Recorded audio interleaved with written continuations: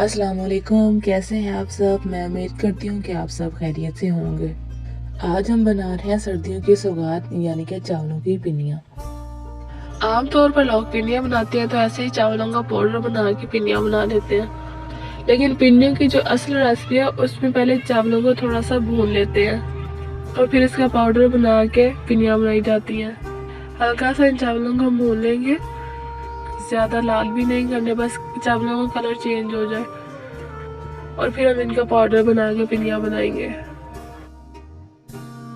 अब हम इन चावलों का आटा बनाएंगे। पिन्नियाँ बनाने के लिए पहले बड़ी सी कढ़ाई में हम पानी डालेंगे और साथ गुड़ शामिल कर देंगे। ज़्यादातर लोग चीनी वाली पिन्नियाँ बनाते हैं, लेकिन हमारे घर में ज़्यादा गुड़ वाली पिन्नियाँ पसंद की जाती हैं।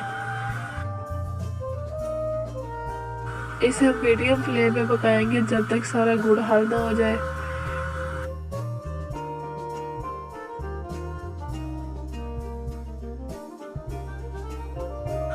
छोटी इलायची के बीज डाल देंगे खुशबू के लिए। गुड़ हमारा पिघल चुका है। अब हम इसमें बारीक जाली की मदद से गन्ने के ज़रात निकाल लेंगे।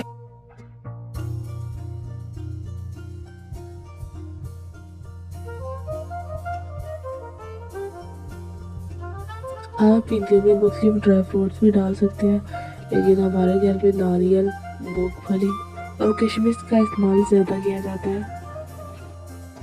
नारियल हम इसमें डाल देंगे पहले, ताकि नारियल थोड़ा सा नरम हो जाए।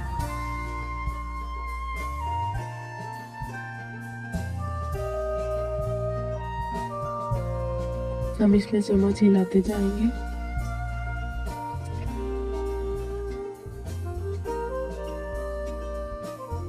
और हाथ की मदद से हम चेक कर लेंगे हमारी चाश तैयार हो या नहीं। अभी इसमें टाइम है। पिन्नियों की चाश की निशानी ये है कि एक तार बन जाती है। चाश जो है हमारी तैयार हो चुकी है, एक तार बनना शुरू हो गई है। अब हम इसमें दूसरी चीज़ें डाल देंगे। अब इसमें हम घी शामिल कर देंगे।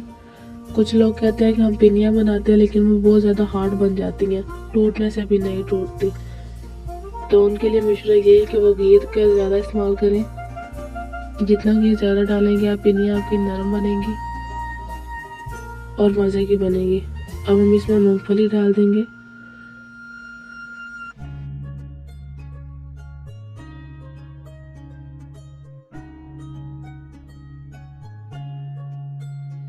और साथ इसमें किशमिश शामिल कर देंगे। इनको मिक्स कर लेंगे हम चम्मच हिलाकर।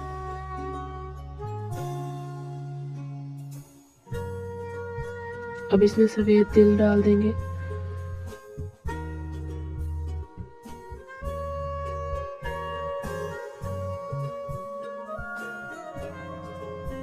और इनको थोड़ी देर पकने देंगे ताकि घी का कच्चापन भी ख़त्म हो जाए।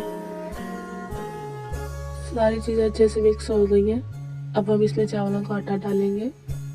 हमारे घर में ज़्यादा शौक से चावलों की पिन्नियाँ खाई जाती हैं।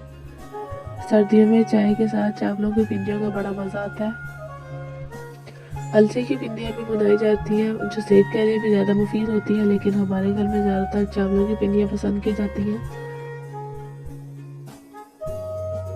हम थोड़ा थोड़ा करके आटा शामिल करते जाएंगे और साथ साथ हिलाते जाएंगे।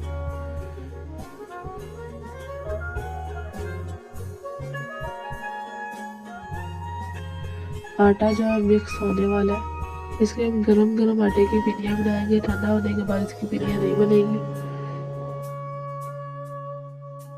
हम अच्छे तरीके से अब इसको फोल्ड करेंगे, नीचे से आटा ऊपर लेके आएंगे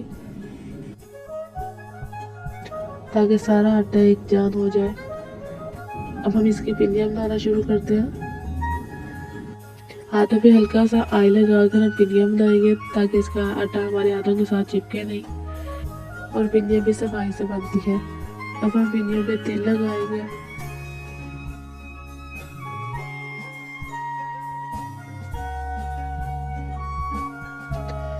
ऐसे ही हम सारे आटे की पिन्नियाँ बना लेंगे।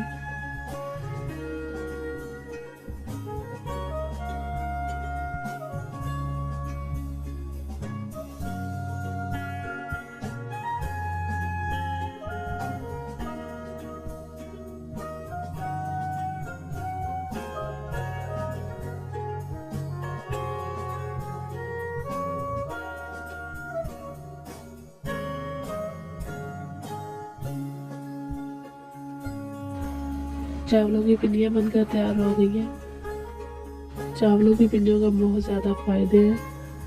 सबसे बड़ा फ़ायदा तो ये, अगर मेहमान आ जाए और आपको कोई चीज़ ना मिले उनको देने के लिए, तो आप पिंडियाँ भी उनको सर्व कर सकते हैं। घर में बनाई हुई चावलों की पिंडियाँ बहुत मज़ेदार होती हैं और सेहत के लिए भी मुफीद होती हैं।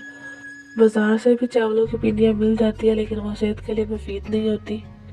आपको कौन सी पिंडियाँ पसंद है, चावलों की या अलसी की? कमेंट में लाजमी लिखिएगा और ये वीडियो अपने दोस्तों के साथ शेयर कीजिए। आपसे मिलते हैं किसी और वीडियो के साथ। दुआ में याद रखिएगा। अल्लाह हाफिज़।